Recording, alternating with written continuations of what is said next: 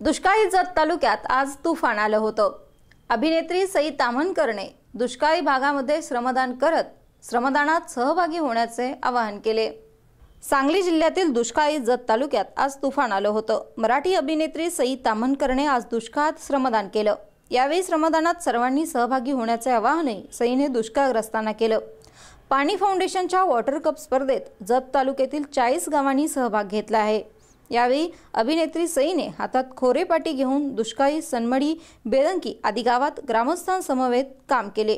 यावेळी सईने ग्रामस्थांशी मनसोक्त गप्पा मारत श्रमदानाशिवाय दुष्काळ हटणार नाही, त्यामुळे सर्वांनी श्रमदानात सहभाग घ्यावा आणि येणाऱ्या पावसाळ्यातील थेंब न थेंब वाचवावा असे आवाहनही अभिनेत्री सईने दुष्काळग्रस्तांना केले। आजच्या श्रमदानात महिलांनी मोठा सहभाग घेतला होता। दरम्यान शेतकरी आत्महत्या थांबवायच्या असतील तर सर्वांनी श्रमदान केल्याशिवाय पर्याय नसल्याचे सांगून पाणी आले की सर्व समस्या दूर होतील असा दावाही अभिनेत्री सईने केला।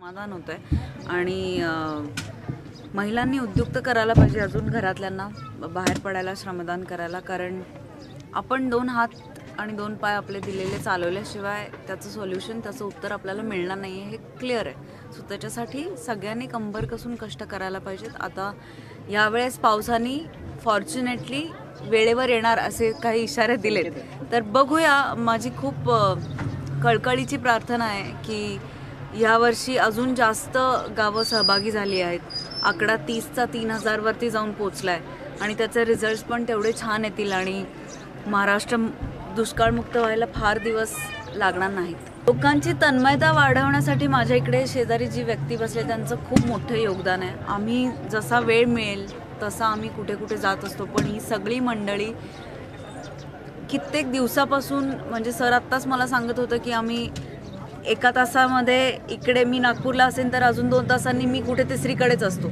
सो सगळेजण आपापल्या परीने आपापले सगळे जोर लावून प्रयत्न करतात आणि त्याला ग्रामस्थांनी प्रत्येक गावकऱ्यांनी छान रिस्पॉन्स आणि सहभाग द्यावा असं मला वाटतं। मला असं वाटतं की श्रमदान हे सगळ्याचं उत्तर आहे। पाणी आलं की सगळे प्रश्न जे इंटरकनेक्टेड आहेत, एकमेकांशी निगडीत आहेत, ते सगळे सुटणार आहेत। त्यामुळे पाणी येण्यासाठी गावामध्ये जेवढे प्रयत्न शक्य होतील तेवढे सगळ्यांनी करावेत।